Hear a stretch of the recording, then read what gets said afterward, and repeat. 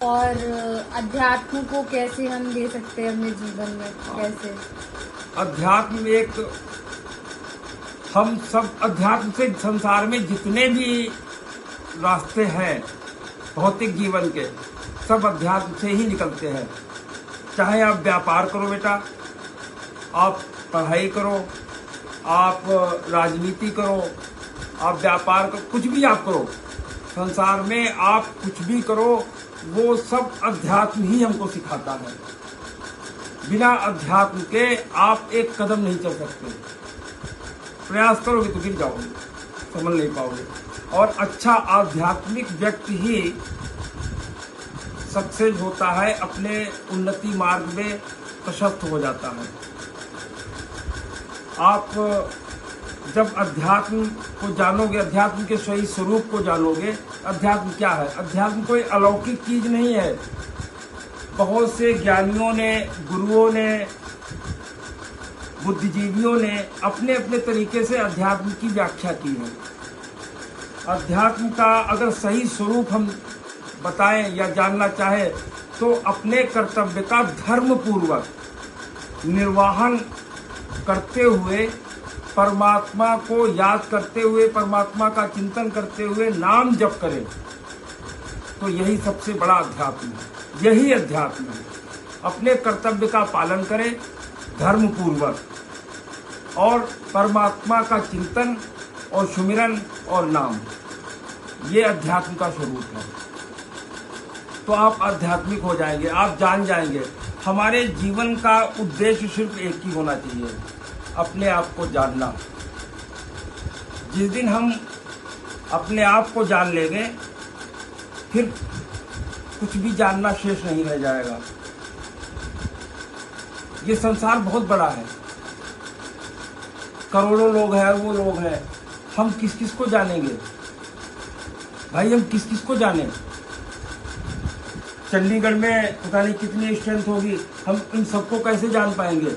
हर एक से मिले, हर एक से मिलने के लिए फिर इतना जीवन हमारा तो निश्चित है ना, 80 वर्ष या 90 वर्ष, और इतने समय, कम समय में हम संसार को कैसे जान पाएंगे? और संसार के बाद फिर तो परमात्मा से, परमात्मा तो बहुत, परमात्मा को कैसे जानेंगे? तो हम तो फंस जाएंगे ना। तो एक सरल सा, बहुत छोटा सा उपाय है, ये सब जानने की बजाय आप अपने आप को जानो।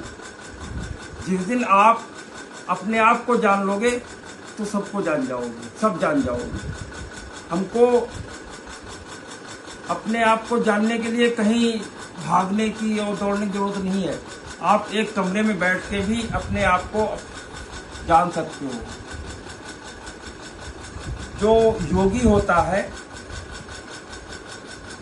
और जो परमात्मा को जानना चाहता है, परमात्मा तत्व को प्राप्त करना चाहता है, वो निरंतर अध्यात्म की खोज में, अपने अंदर की खोज में लगा रहता है। अंदर की खोज का मतलब है हमारी जो बाह्यमुखी चेष्टाएं हो गई हैं, उसको अंतर्मुखी कर लेना। अंतर्मुखी कर लेने का मतलब है कि हमारे अंदर जो माल भरा है ना, सब कुछ हमारे अंदर है, सब कुछ हमारे अंदर, पूरा ब्रह्मांड हमारे अंदर है, पर स्वयं परमात्मा हमारे अंदर है। लेकिन उसको जानने के लिए, उसको पहचानने के लिए हमें अंतर्मुखी होना पड़े। अभी हम बाहर देख रहे हैं, बाहर ढूंढ रहे, मंदिर में नहीं मिलेगा, न मस्जिद में मिलेगा, न गुरुद्वारे में मिलेगा। परमात्मा आपको आपके अंदर मिलेगा। उसको जानने के लिए आपको अंतर्मुखी होना पड़ेगा। जब आप अपने अंदर झांकोगे तो पाओगे कि ये तो यही है। कस्तूरी कुंडल बसे मृग ढूंढे बनमान, ऐसे घटघट राम है। कस्तूरी कहाँ होती है? मृग की नाभि में होती है ना, और उसकी खुशबू को तो बन भागता रहता। कहाँ उसकी खुशबू को कहाँ से आ रही है? मृग भागता रहता, लेकिन उसको सच में पूछो तो उसी के पास है। तो भगवान जो है ना हमारे अंदर है, कहीं नहीं है, हमारे अंदर ही है भगवान। हमको उनको अंतर्मुखी होके बाह्यमुखी है अभी, और जब अंतर्मुखी हो जाएंगे तब हम देख पाएंगे परमात्मा तो हमारे अंदर ही है। हमारे अंदर क्या, जब आपको बोध होगा, जब आपको साक्षात्कार होता है ना, भगवत साक्षात्कार, तो खुद का खुद में ही बोध होता है। वो जान पाता है कि अहम ब्रह्मास्मि, मैं ही ब्रह्म हूं। योगी एक ज्ञान मार्ग का, एक भक्ति मार्ग का, जो ज्ञान मार्ग से परमार्थ के लिए चलता है, परमात्मा को पाने के लिए चेष्टा करता है, परमात्मा को पाने के लिए अग्रसित होता है, और एक जो भक्त होता है वो भी अग्रसित होता है। तो जो ज्ञानी होता है वो चलता है मैं में। ज्ञानी हमेशा मैं में चलता है कि मैं अहम ब्रह्मास्मि की स्थिति लेके, शिवोहम, खुद में ही शिव है ज्ञानी। और भक्त क्या कहता है कि प्रभु आप ही आप हो। भक्त अपने आप को कुछ नहीं, जीरो, सबसे छोटा मान के अपने आप को अज्ञानी, अबोध बालक की तरह भक्त होता है। भक्त जो है सिर्फ अपने प्रभु का सहारा लेके चलता है। ज्ञानी खुद के बल पर, अपने बुद्धि के, ज्ञान के, विवेक से परमात्मा को जानने की चेष्टा करता है। और भक्त भगवान की कृपा, भगवान की पूजा, भगवान की श्रद्धा, भगवान के चरणों में प्रभु की अपने आप को बिल्कुल दास बनाकर और प्रभु परमात्मा को जानने का प्रयास करता है। भक्त और ज्ञानी में यही अंतर होता है। भक्त जो होता है वो तू में चलता है, और ज्ञानी जो होता है वो मैं में चलता है। और जब ये दोनों अपनी जगह पे पहुंचते हैं, अपनी स्थिति पे पहुंचते हैं, तो मैं वाला तू में पहुंच जाता है और तू वाला मैं में पहुंच जाता है।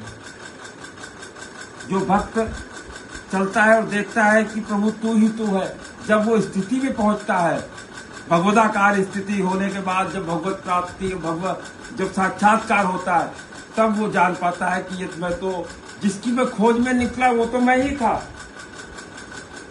भक्त पहले कहता प्रभु आप ही आप हो, और जब पहुंचता है वहां पर तो देखता है कि मैं तो खुद का खुद में ही बोध होता है। वो जान पाता है कि प्रभु आप तो मेरे अंदर ही हो। वो खुद को फिर पहचान पाता है, खुद को खुद देख पाता है, वो खुद को फिर ब्रह्म देखता है।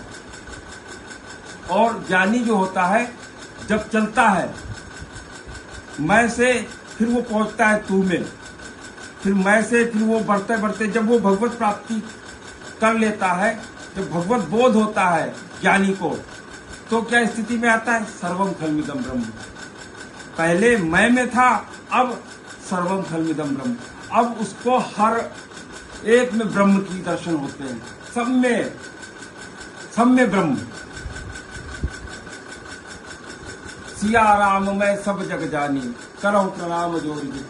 कैसे तुलसीदास जी ने लिखा है ना कि सिया राम मैं सब जग, ये कौन है, ये ज्ञानी है। कब, जब सिया राम में सब जग जानी, जानी मानी नहीं लिखा है, क्या लिखा है, जानी। पहले क्या किया, पहले माना, पहले मान लिया तो जान गए। तो माना कैसे, हमने मान लिया गुरु हमारा ब्रह्म, गुरु ब्रह्मा, गुरु विष्णु, गुरु महेश, गुरु साक्षात परब्रह्म, मान लिया ना। अब मान लिया तो सवाल हल हो गया। जैसे कोई सवाल होता ना गणित में कि माना x बराबर 1, जब x बराबर 1 मान लेते हैं तो सवाल हल हो जाता है ना। तो जब हम मान लेते हैं गुरु को ब्रह्म, गुरु को परमात्मा, गुरु को ईश्वर, तो फिर जान जाते हैं। और जब मानेंगे तभी जानेंगे। और जो नहीं मानता है ना, वो कभी नहीं जानता। तो इसलिए मान लो, हर जगह, हर कण कण में प्रभु है, हर कण कण में प्रभु है, हर जगह प्रभु है, लेकिन हम जान नहीं पाते क्योंकि माना नहीं है। जिस दिन मान लेंगे उस दिन जान जाएंगे। मानना क्या है हमको? मानना सबसे पहले तो ये मानना है कि हम परम पिता परमात्मा ईश्वर के ही अंश हैं, ये मान लो। और यही सत्य है, यही सत्य है। हम परम पिता परमात्मा ईश्वर के ही अंश हैं और परमात्मा ने ही हमको ये मौका दिया है, ये मौका दिया है कि जाओ और कर्म क्षेत्र में कर्म करके भगवत प्राप्ति करो। इस संसार का नाम क्या है? मृत्यु लोक। क्या है ये? हाँ। और यहाँ सुख, दुखालय है ना, इसको दुख सुख कैसे मिलेगा? नहीं मिल सकता। आपको दुखालय में ये गड़ासा चल रहा है, सबका नंबर आएगा, धीरे धीरे सब कटेंगे। कटेंगे का मतलब है सबको मरना है, सबको शरीर छोड़ना है, यहाँ सबको सबकी मृत्यु होगी। यहाँ कुछ भी स्थिर नहीं है। 100 साल पहले जिस जगह हम बैठे हैं, जिस मकान में, क्या ये 100 साल पहले बेटा रहा होगा? नहीं। क्या 200 साल बाद रहेगा? नहीं।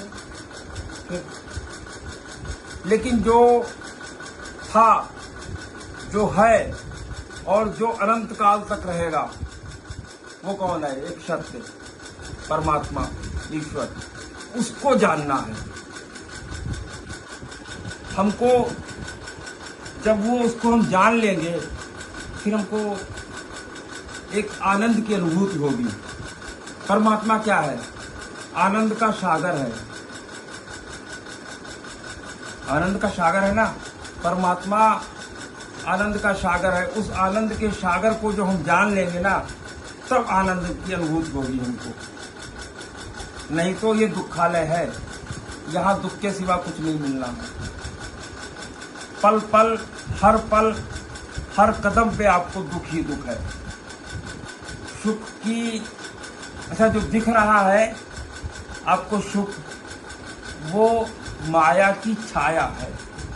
क्या है? माया की छाया। माया की छाया है। जिसको आप सुख कह रहे हैं, वो क्षणिक सुख नहीं है, वो माया की छाया है। अच्छा सुख किसमें है? हमको आप बता दो, इस संसार में किस चीज में सुख है? कहीं एक जगह कोई बता दो हमें सुख है। अगर आप विचार करोगे तो कहीं किसी चीज में सुख है ही नहीं। अच्छा बढ़िया खाने में 5 घंटे बाद लेट्रिन बन गया ना, गंदगी, क्या सुख है? उसको खा के। अच्छा भोग विलास की चीजों में क्या सुख है?